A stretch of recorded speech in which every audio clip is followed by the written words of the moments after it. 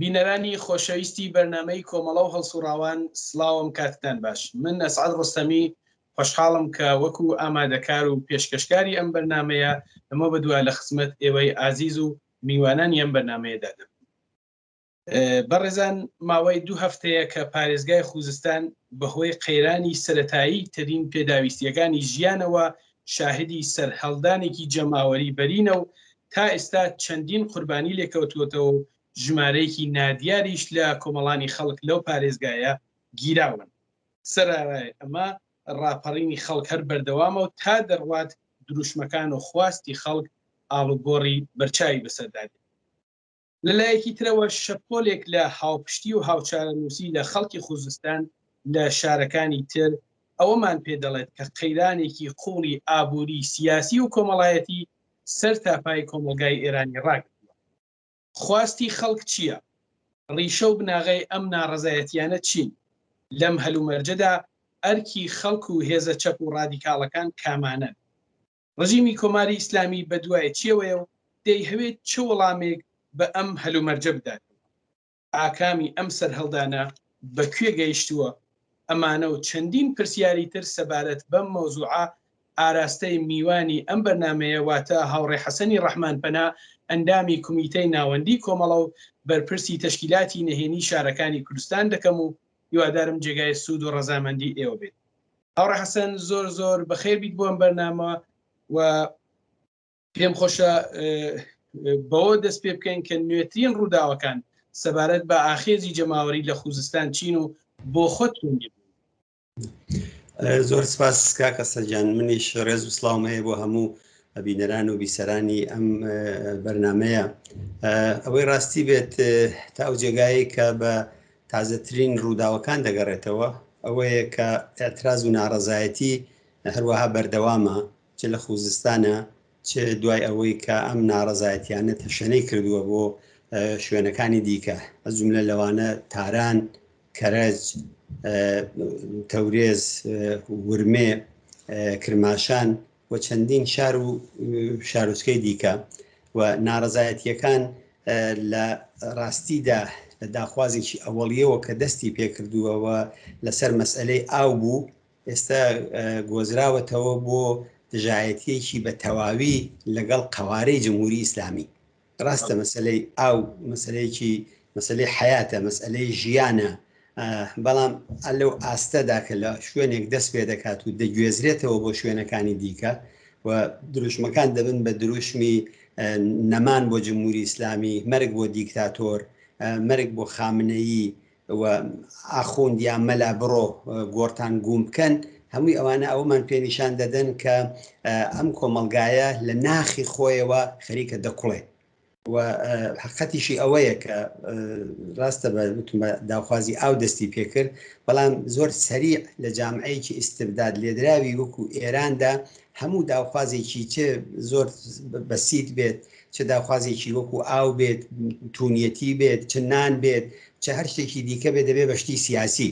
هەر بۆ یەکانەیە لێرە تۆ تماشای مەسەلەن شایی دەبێ بە سیاسی، شیوەنکردن دەبێ بە سیاسی، مردنی کەسایەتیەک دەبێ بە سیاسی و سەر قەبرەکەی دەبێ بە درۆشم و دەبێ بە قسەی سیاسی لە دژی حکوومەت و هەمووی ئەوانە ئەومان پێنیشان دەدات کە وەزئی ئەم کۆمەلگایش لە هەمان حاڵدا لە حاڵی ئاڵوگۆڕیشدایە. بۆیە ئەوەی کە بەم بەشەی سوالەکەتان دەگەڕێتەوە ئەوەیە کە ئەم ناڕەزایەتیانە ئیدامەی هەیە، خەڵک تووڕەن، دروشمایە کە دەدرێت ئەم دروشمانە بە نسبەتی ساڵەکانی پێشووتریشەوە گەر تماشای بکەین ڕادیکاڵترە، بنەڕەتیترن و لە ڕاستیدا خەڵک کولیەتی جمهوری ئیسلامیان نیشانە گرتووە. ینی لە واقعدا مەسەلەکە بۆ مان و نەمانی جمهوری ئیسلامیە. دیارە تاکوونە ئێستا کۆمەڵێک خەڵک بەپێی ئەو ڕاگەیاندن و زانیاریانە و ناو ئەوانەی کە بڵاو بۆتەوە 8 نەفەر 9 نەفەر لە خوزستانە جوانی بینی 17 تا 21 ساڵ گیانیان لە دەستداوە کار لێرەوە هاودەردی خۆمان جارێکی دیکە لەگەڵ بنەماڵە و عزیزان و کەسوکاریان ڕدەگەێنین، تعدادێکی بریندارن، مەجموعەی خەڵکی گیراون، بەڵام ئەو خەباتە نەخەوتوێتەوە. ئەگەر چی ئەو ناڕەزایەتیانە دەزانن بەهۆی هێزێکی زۆرەوە کە جمهوری ئیسلامی بردوێتی لە شوێنەکانە مستەقەری کردووە، بەڵام تا ئێستش ئەو ناڕەزایەتی و ئەترازاتانە هەر شەوێک و لە بەتایبەت لە عەسر و ئێواران بەدواوە کە نەختێک هەوا تاریکترە بێت ناسینەوەی خۆپیشەندەران و ئەوانە هەندێک سەختترە لە زۆر شوێنی دیکە دەنگدانەوە و ڕنگدانەوەی بوو کەمەکانی دامەیە. باوەڕ حەسەن، دام و دەستگاکانی ڕەژیمی کۆماری ئیسلامی لە ئیتلاعات و سوپای پاسداران و ئیمام جومعەکانیان و خولاسە ئەم تاقمە هەمویان و تەنانەت بەشێک لە ئۆپۆزیسیۆنی ناوخۆیان و بەشێک لە ئەوانەی کە لە دەرەوەش تەنانەت ئێستش خۆیان بەخۆیان دەڵێن ئۆپۆزیسیۆن هەوڵیانەوەیە کە بڵێن کێشەی خەڵکی خوزستان و یان سەرهەڵدانی کۆمەڵانی خەڵک لە پارێزگای خوزستان تەنها دەگەڕێتەوە بۆ مەسەلەی ئاو. ئایا بەڕاستی ئەم کێشە فقط سەرچاوی لە نەبوونی ئاو یان پیسبوونی ئاو یا ئەو گرتووە؟ ئەوە دەستپێکی کێشەکەیە، ینی نەبوونی ئاو لە ئوستانێکی وەکو خوزستاندا کە 30% هەموو ئاوی ئێران لەو ئوستانەدا کۆبووتەوە. 3 سەدی زۆر زۆر گەورە لە ئوستانە لەلایەن سوپای پاسداران و لێدراوە کە ئەم ئاوانەیان بە تاڵان بردووە، دەیبن بۆ خۆم، دەیبن بۆ ئیسفەهان، دەیبن بۆ شیراز. لە زمانی خودی ڕەفسەنجانیدا بەشێک لەو ئاوانە بۆ کشت و کاڵکردن و بۆ ئەو دەخڵدانانەی کە خودی بنەماڵەی ڕەفسەنجانی وەکو پستە کە ئەوان خاوەنەکەین لە ئیسفەهانە بوویان بردویانە بۆ ئەوێ بە لولەهایەکی 100 کیلومتری ئەو ئاوایان دزیوە لەو خەڵکە. ئەوە دەستپێکی ئاعتراز و ناڕەزایەتیەکان بووە و ئەگەر هەر ئەوە ببوایەت و لە شوێنەکانی دیکە خەڵک داوخواز و ویستیان نەبوایەت تەبعەن ئەو ناڕەزایەتیانە تەنیا بەوێ مەحدوود دەبووەوە. بەڵام ئەوە ڕاست نییە. لەوەش ئەولاترەوە تۆ گەر چاوڵەکەی مەسەڵەن خامنەی قسەی کرد وەکو کەسێکە بێتەرەف خەریکە قساکە، وەکو کەسێک قساکە کە بچن دواخوازی ئەو خەڵکە جواب دەنەوە، نیازەکانیان بەرتەرەفکەن، وا قساکە کە ئاگای لە وەزیەتە نییە لە سوورەتێکە هەمووی ئەو شتانێک کە لەو کۆمەلگایەدا دەگوزارێ لە ژووسەری خامنەیی و بەیتی ڕەهبەری و سوپای پاسدارandایە. بنابەرئین ئەو کێشەیە بە ئاو دەستی پێکردووە، بەڵام بە ئاو مەحدود نەبووەتەوە. ئەم ئێعترازە لە عینی حاڵدا ئێعترازێکی یەکشەوەیش نییە. ئەگەر ئێمە چاو لێ بکەین ئەمە کە پێی دەڵێن ڕاپەڕینی تینوەکان یا قیامی تەشنەگان بە فارسیەکەی، ئەمە ئیدامەی ڕاپەڕین و قیامی ساڵی 96 ساڵی 98 و لە واقعدا هەر ئیدامەی ئەو ناڕەزایەتیانەیە. ینی لە ڕاستیدا ئەمە هەورە تریشخەیەک لە ئاسمانێکی بێهەورانیە، بەڵکو پێشزەمینەکانی هەیە کە ئەویش دەگەڕێتەوە بۆ ئستبدادێکی سیاسی مەزهەبی کە جمهوری ئیسلامی لە تووری ئەم چەند ساڵەدا بەسەر ئەو خەڵکەی هێناوە. بەڵام لەم 1-2 ساڵ و 1 ساڵ و نوێ ڕابردوودا لە ڕاستیدا کۆڕۆنا بوو بە فرسەتێک بۆ جمهوری ئیسلامی کە بەری بەشێکی زۆر لە ئیدامەی ئەعترازاتی ساڵی 98 و ئەوانەی گرت و ئەوە بوو بە ئیمکان بۆ جمهوری ئیسلامی. ئەینا ئەم ناڕەزایەتیانە هەتا ئەتوانم بڵێم لە 28 خورداد کە انتخاباتی تێدا کرا نزیکی مانگی 1 ڕۆژ لەوە پێشتر، لەوێشا بە نەوعێکی دیکە ڕەنگیدایەوە. زۆرینەی کۆمەلگای ئێران لە ڕفراندۆمێکا دەستی ڕەتیان نابە سنگی جمهوری ئیسلامیەوە بە کاندیدێکەوە کە لەلایەن سوپای پاسداران و ویلایەتی فەقیهەوە کاندید کرابوو و کەمینەیەکی زۆر کەم بەپێی ئاماری خۆیان 40 تا 42% لەو انتخاباتدا بەشداریان کرد. ینی زۆرینەی ئەو خەڵکە لە واقعدا دژ بە جمهوری ئیسلامی. هەروەها لە بیرمان نەچێتەوە کە ئێمە لە کاتێکدا ئەمڕۆکە ئەو ناڕەزایەتیانە لە خوزستان دەستی پێ کردووە کە هەر ڕۆژێک دوای انتخابات اعتساباتی کرێکاری لە شرکەتی نەوت دەستی پێکرد، لە پترۆشیمیەکان دەستی پێکرد. بە دوای ئەوەدا هەر ئێستەکانێ لە شوێنەکانی دیکە ناڕەزایەتی های کرێکاری زیاتر لە مانگێکە لە هەفتەپە دووبارە 2 هەفتەیە دەستی پێکردێتەوە. هەمووی ئەوانە ئەوەمان پێ دەڵێت هەم خڕۆشی خیابان و هەم ئەتساباتی کرێکاری نیشانی دەدا کە ئەم داوخوازانە، ئەم ویستانە، ئەم ناڕەزایەتیانە ناڕەزایەتیەک لەسەر ویستێکی مشەخەص نییە، تەنانەت سنفی نییە بۆ معنایە، بەڵکو فەرائوستانی، فەراکارخانەیی و فەراشاریە. ئەمانە ئەترازاتێکە ڕەگ و ڕیشەی دەگەڕێتەوە بۆ ئەو 42 ساڵ استبدادە سیاسیە کە جمهوری ئیسلامی هێناوێتی و لە واقعدا بنبەستی جمهوری ئیسلامیە. ئەمڕۆ کە خەڵک دەڵێن جا ئەمە لە بێئاویدا دەخنیچین، خۆ بچینە خیابانی شوێر ئەومان بەسەر دەیتر. لە بێبرقیدا لەو گەرمایەدا گەرمای خوزستان و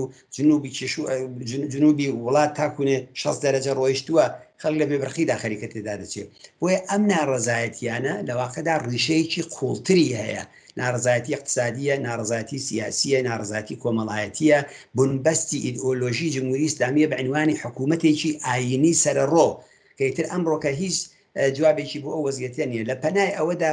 لە بنبەستێکیش کە جمهوری ئیسلامی لە ناوچەکە تێدایەتی بنبەستێک کە جمهوری ئیسلامی لەسەر مەسئلەی هەستەیی تێدایەتی هەمووی ئەوانە کۆمەشی کردووە بۆ ئەوەی کە جمهوری ئیسلامی نەتوانێت جواب دەرەوە بەو ویست و داخوازانە بێەوە تەبعەن تەبلیغاتکردن و پرۆپاگەندەکردن و چەواشەکاری بەشێکە لە سیمای هەمیشەگی جمهوری ئیسلامی لە 42 ساڵی ڕابردووە تا ئێستا ئەوانەیشی کە ئەمڕۆ لە مەوردی خۆزستان و دێڕێ هەموو کەس دەزانێت کە ئەوانە درۆیە چ ئەوەی کە ئەو کێشانەماندا مرکاندوێتەوە چ ئەوەی کەەوە تەنها لەسەر ئاوە نەخێ تەنها لەسەر ئاو نییە بەڵکو لەسەر ستەمێکی مزاعفی چەند بەرابەرە کە لە خەڵکی ئەم ناوچەیە لە توولی حیاتی جمهوری ئیسلامیدا تا ئێستەکانی چووە. بەڵێ باسی خۆشی خیابان و اعتصاباتی کرێکاری کرد کاردانەوەی هێزە سەرکوتگەرەکانی ڕژیم و کاربەدەستانی کۆماری ئیسلامی تا ئێستا بە نسبەت هەم ئەترازاتی و خۆشی خیابان لە شارەکانی ئێران و اعتصاباتی کرێکاری لە ناوچە پیشسازی و سەنعەتیەکان کاردانەوەی ئەوان باس لە چیەکات؟ کاردانەوەی ئەوان لە دوو بەشایە بەشی کێرە و بەشی پرسیارەکەی ئەوڵە لە واقعدا چاواشەکاریە مثلەن تۆگە تمەشای سەدا و سیما بکەیت تمەشای ڕۆژنامەکانی خۆیان کە ڕۆژانە بکەی یەک دانە عکس دەوی ئەتراز و ئەتساباتانە نبینی یەک دانە عکس لە خۆشی شەقام لەوانەدا نبینی بەڵکو دەڵێن ئەوە گەرشتایەکەیە تەوەجویان پێ بکەن ئەوە لە باشترین حاڵەتە ئەوە دەڵێن لە غێری ئەوەدا ئەوان دەڵێن ئەو ناڕەزایەتیانە مەجموعەیەک اختشاشگەرن مەجموعەیە کەسانێکن کە ئاژاوە گێڕن و لەو بوارەوە ئەوە تەبلیغاتیانە لە بەشێکی تریدا ئەوەی ڕاستی بێت ئەو هێزی سەرکوتکەری جمهوری ئیسلامی بە دلیلی ئەوەی کە خودی ناڕەزایەتیەکان بەربڵاو بووە بە دلیلی ئەوە خەڵکێکی زۆر تێدا بەشداری بووە بە نەوعێک ئەو هێزانە زەمینگیر کراون ینی ئێوە چاو لێ بکەن لە ئابانی 98 لە عەرزی یەک هەفتەیە 1500 نەفەر خەڵکیان کوشت بەڵام ئێستا کە 2 هەفتەیشان ئێترازاتە بەردەوامە تا ئێستەکانەی 8 نەفەر یان 9 نەفەر گیانی خۆیان لەدەستداوە طبعاً گیانی هەر تاقە نەفەرێکیش مهمە بە باوەڕی من گیانی یەک ئینسان لە هەموو ئێران مهمترە ئینسانێکە کە بە ناحەق خوێنی دەڕێژدرێ ئینسانێکە بە شێوەیەکی دڕندانە هەڵەکوتنە سەری و بە تەقەی ڕاستەوخۆیان لێکن گیانی ئەوان لە هەموو سیستمەکە و هەموو وڵاتەکەش ئەرزشمەندترە و ئەوە قابلی مقایسە نییە بەڵام دەمەوێت بڵێم کە ئەو ئاستی لە زەخت و زۆر ئەگەر ئەوان بەکاریان نەبردووە دلیلێکی ئەوەیە کە هەم لەلایەکەوە ئەو فەزایی کە ئێستا دروست بووە هەم نیگەرانی لەوەی کە زەخت و زۆر ئەمڕۆکە جواب ناداتەوە ئێوە حتمما ئەو فیلمانەتان بینیوە کە لە تەبرێزا بڵاو بووتەوە دەستونە ناو خۆپیشاندەران و لێیان دەپارێنەوە ئەو هێزەی کە سەرکوت دەکات ئەو هێزەی کە کوشتار دەکات قەلع و قەمع دەکات دڕندە و بێڕەحمە ئەو ڕۆکە بە پارانەوە لەگەڵ خەڵق ساکە ئەوە چی گۆڕدراوە ئەوە ئەو حرەکەت و ناڕەزایەتی شەقامە کە زمانی بەوان گۆڕیوە دەیانەوێت ئەو زمانی زەخت و زەبر و زۆریان بێن بە جۆرێکی دیکە خەڵکی پێبنێرنەوە ماڵەوە لە سوورەتێکە ئەو خۆشار ئیدامەی هەیە بۆیە بەو نیسبەتەوە بە معنایەک هێزەکانی ڕژیمیان تا ڕادێک زەمینگیر کردووە و طبعا ئەگەر ئەو ئەترازاتانە وەسیعتر بێتەوە هەموو شارەکان بگرێتەوە ئیتر جمهوری ئیسلامی ناتوانێت مەسەلەن لە ئیسفەهانەوە هێز هەڵگرێبی با بۆ خوزستان لە قومەوە هەڵیگرێبی با بۆ ئەوێ یا لە کرماشانەوە بیهێنێ بۆ سنە یا لە هەمەدانەوە بیهێنێ بۆ شارەکانی دیکە ئەوە یەکێک لە تایبەتمەندیهای ئەو سەردەمانەیە ینی ئەو سەردەمەیە کە ئەو جۆش و خۆشی جەماوەریە پەرا ئەسێنێ هێزەکانی حکوومەت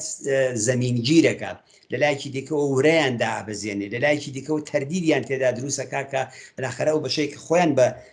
منداڵی ئەو خەڵکن ئەو بەشەی کە جنایەتکارن تەبیعیە ئەوان دەزان نەگەر سبحەینێ چارەنووسی خۆیان بە جمهوری ئیسلامی وەگرێداوە بۆیە ئەو دوو ڕەوشە لەلایەکەوە چاواشەکاری و درۆ دەلەسە لە لایەکی دیکەەوە هەوڵدان بۆ ئەوەی کە کەمتر زەخت بەکاربێن بۆی خەڵک زیاتر تووڕاکە ئەوە واقعیەتی ئەم دەورە لەو ئەتراز و ناڕەزایەتیانێ بۆی بۆ میزانەی کە ئەوان خشونەتی زیاتر بەکارە بن کوشتاری زیاترەکەن بەو میزانە کوشتار ئەمڕۆکە خەڵک ناترسێنێ بەڵکو خەڵک جەریترەکە خەڵک تونترە کاتوە نسبەت بە جنایەتەکانی جمهوری ئیسلامی و ڕووداوەکانی ئەماوە ئەمەی بە ڕۆشنی پێمان نیشانداوە. دەبینین کە وەک خۆتیش لە بەشێک لە قسەکان تا ئاماژت بێدا نەک تەنیا لە خوزستان بەڵکو لە شارەکانی تر لە تەبریز لە ئێسفەهان لە تاران لە چەند شارێک لە کوردستان و لە شارهایەکی تر لە ئێرانەوە تەنانەت لە دەرەوەی وڵاتیش پشتیوانیکی بەرچاو و بەردەوام لە قاڵبگەلێکی جۆر بە جۆرە بەرامبەر بە خەڵکی خوزستان دەکرێت. پێتان وایە دەور و نەخشی ئەم پشتیوانیانە چۆنەوە لەم هەرومەرجەدا ئەرکی خەڵک لە شارەکانی تری ئێران چییە؟ من لامەوەی ئەوە زۆر گرنگە. ئەگەر خوزستان یا هەر شوێنێک ئەو ناڕەزایەتیانە تێدا سەر هەڵدا چه ئوستان بێت چ شار بێ بە تەنیا بکەوێتەوە سەرکوتکردن بۆ هێزەکانی جمهوری ئیسلامی ئاسانترە.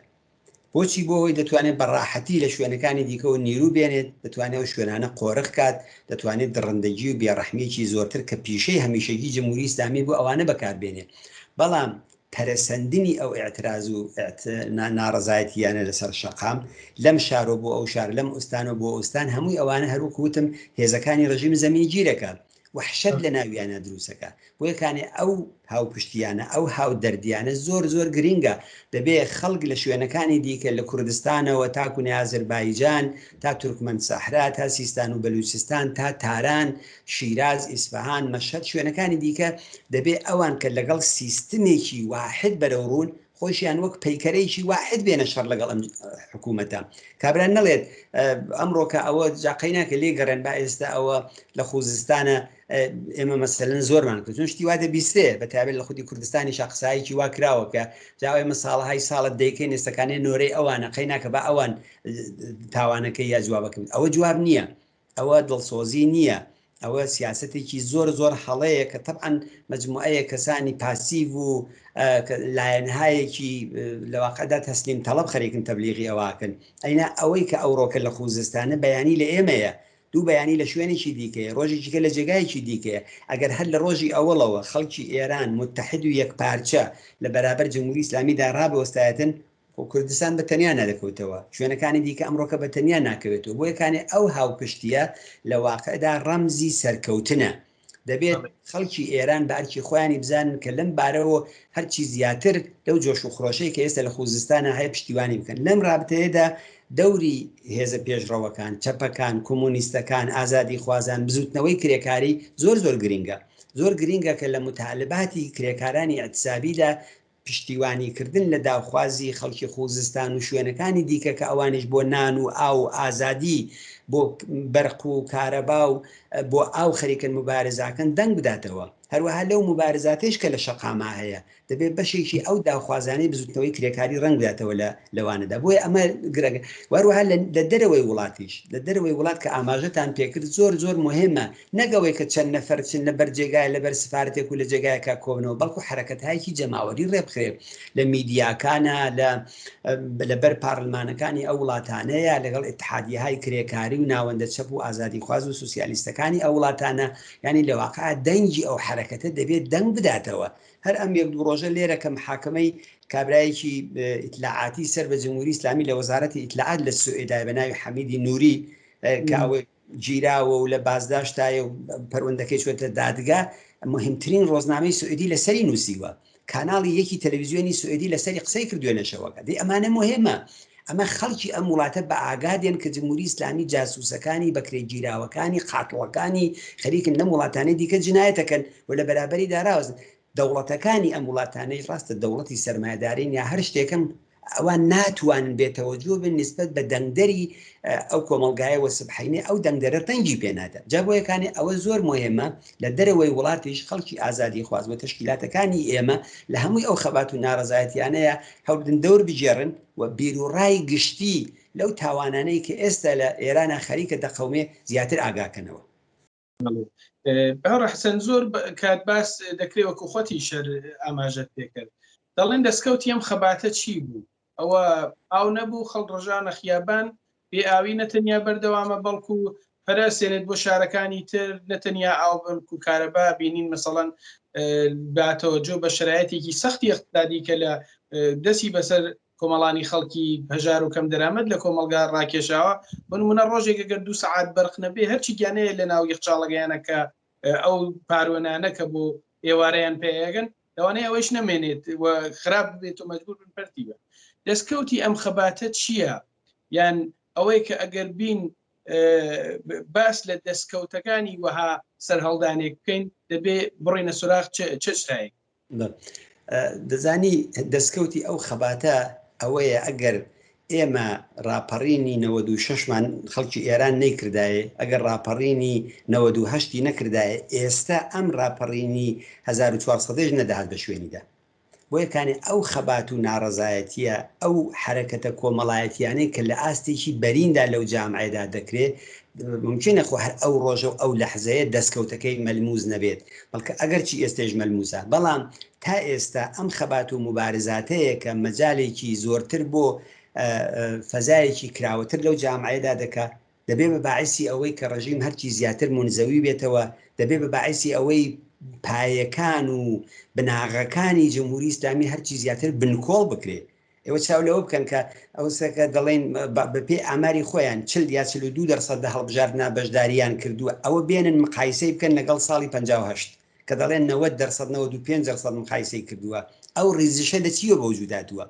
ئەو ریزشە لە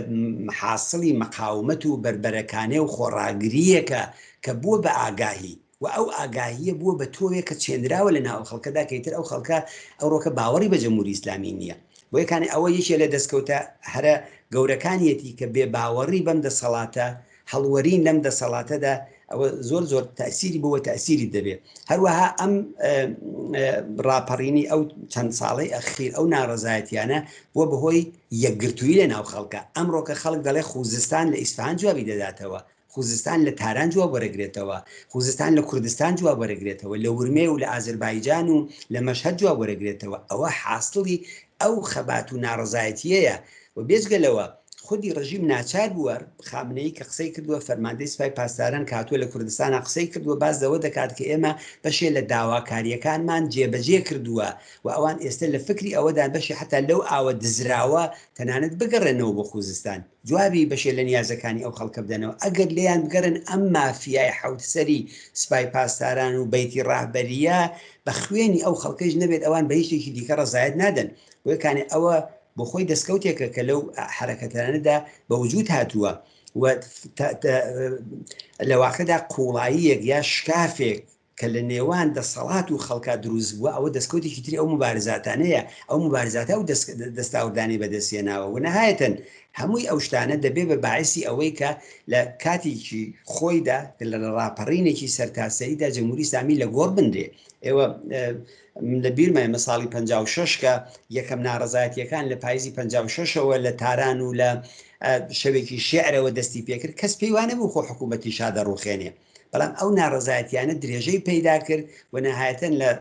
ساڵی داهاتوویدا لە 57 و لە بەهمەنی 57 ئەو ڕژیمە ئیستبدادیە کە زۆر بەهێزتر بوو لە ئێستای جمهوری ئیسلامی ئەو دەسەڵاتی ڕوخان بۆ یەکانی ئەعتراز و مبارزە لەلایەکەوە ریزی خەڵک بەهێزەکات، سازمانی تێدا دروستە بێ، ڕەهبەران دێنە مەیدان. هەر ئێستەکانی کۆمەڵێک ڕەهبەری چاونەترس لەنا ئەو ئەکساباتەدا دروست بووە، لەنا ئەو خەباتی خیابان و شەقامەیە دروست بووە. ئێوارت مەشای مەسەلەن لە بەختیاری کەسێک دێتە سەر چوارپایەیەک دەوەستێ بە دەنگی بەرز هاوارەکە مەرگ بەر جمهوری ئیسلامی. ئایا ئەوە دەستکەوت نییە کە دوای چەندین ساڵ بەدەست هاتووە؟ ممکنە هەر ئەو کەسە یا ئێلی بەختیاری لە وەختی خۆیدا ڕێیان بە جمهوری ئیسلامی دابێت، بەڵام ئەمڕۆکە دیان ئەوە دەکەن یا ئەو حرەکەتانەی ترکە لە شوێنەکان یا هێنانی یەکێ لە دەستکەوتەکانی ئەم دەورەی ئەوەیە کە ژن لە ئاستێکی بەرینتردا بەشدارە تێدا. ئێوەکەت مەشای مەسەلەن هەرەوەی ئەترازاتەکانی مترۆی تاران کەن فیلمەکانی بڵاوبووەتەوە بە دەنگی ژنان دەست پێکات،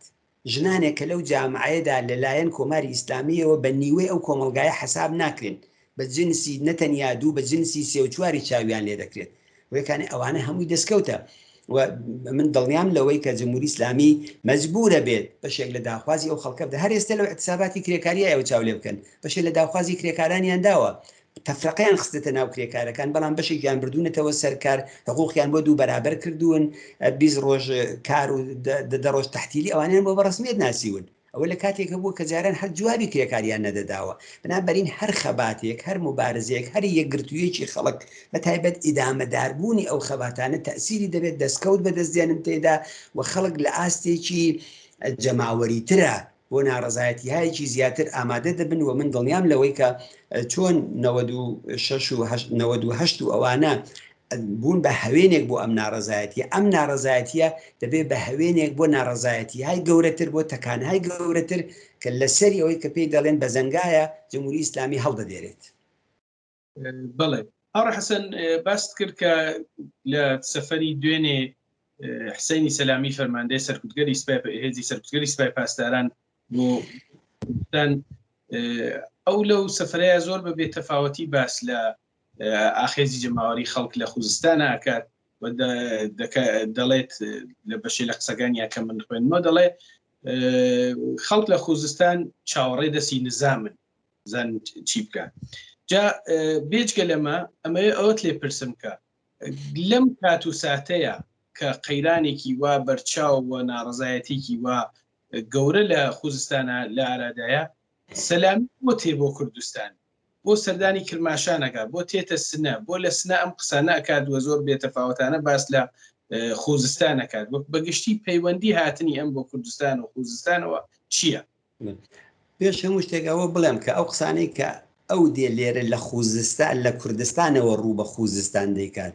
و ئەو درۆ گەورەیە دەکات کە خەڵکی خوزستان چاوەڕێی نیعمەتی جمهوری ئیسلامین ئەگەر گوێ لەو دروشمانە بگرێت کە لەوێدایان ئەگەر عکسەکانی خامنەی بوێنێ کە نایەنە خوارەوە سووتانیان و خستیانە ژێرپە نەدەبەوە درۆیانێ بکرێ بەڵام ئەمانە لەناو درۆیە گەورە بوون درۆکردن و حۆقەبازیکردن و چاواشەکاری بەشێکە لە فەرهەنگ و لە سیاسەتی ئەمانە لە ڕاستیژە ئەو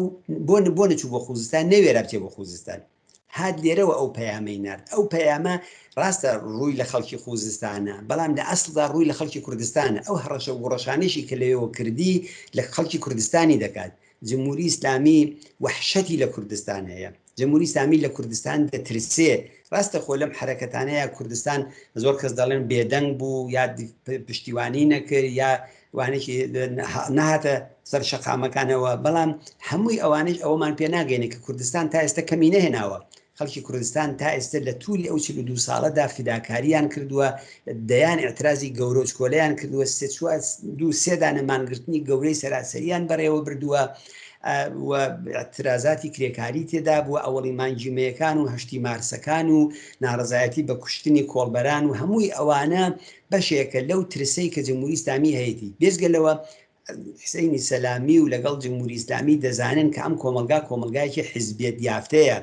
دەزانن لەم جامعەیەدا ئەحزابی سیاسی جێگە و پێگەیان هەیە خەڵکی کوردستان ڕاست و چەپی جامعەکەی خۆی دەناسێ خەڵکی کوردستان جەرەیانی چەپ و سۆسیالیستی کە لە کۆمەڵەیە لە قەوارەی کۆمەڵەدا خۆی نیشان دەدات بۆی معتەبەرە گوێ لە قسەکانی دەگرێت و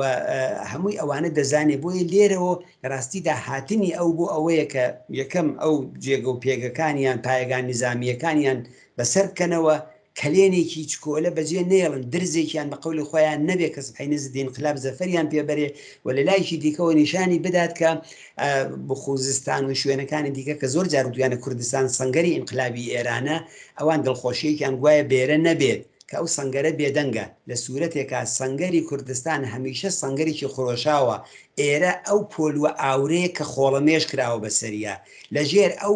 خۆڵەمێشەدا ئاگرێکی بەتین خەریکە گەرم و گوڕی دەبەخشێ خەریکە بە هەر شنەبایەک کە بای ناڕزایەتی و خۆڕێخستن و خەباتی خەڵک لە سەرتاسەری ئێرانە دەگەشێتەوە و دڵنیام ئەو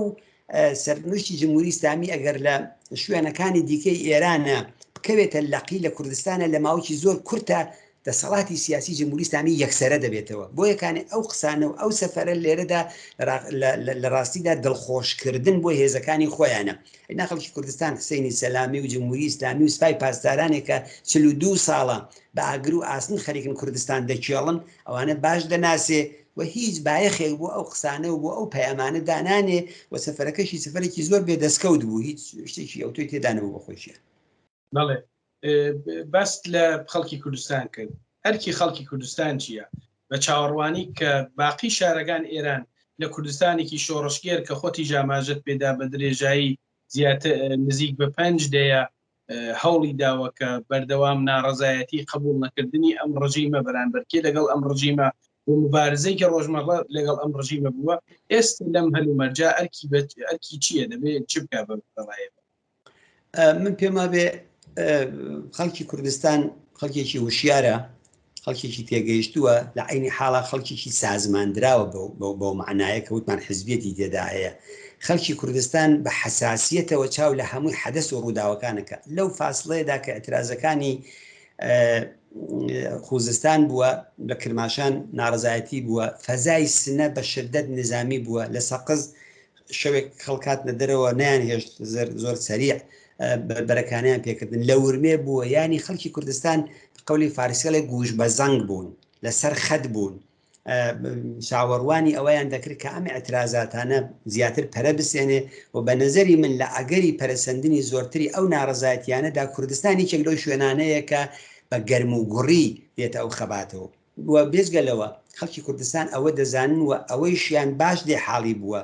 کە سەرنوشتی ئەوان لەگەڵ سەرنوشتی خەڵکی ئێران پێکەوە گرێدراوە تەجروبەی کوردستانی عێراق ئەوەمان پێ دەڵێ تەجروبەی کوردستانی سووریا ئەوەمان پێ دەڵێت تەجروبەی کوردستانی تورکیا هەر عینی ئەوەمان پێ دەڵێ بۆ یەکانێ ئەگەر لە ناو لایەنگەلێکیشە ئەو قسە لە دابڕان و لێگەڕێن با بۆ خۆیان بیکەن و وەختی خۆیان و ئێمە کوشتەمانداوە ئەوان دیفاعیان لێ نەکردن ئەوانە سەممە لە ناو جومبشەدا کە بڵاو بکرێتەوە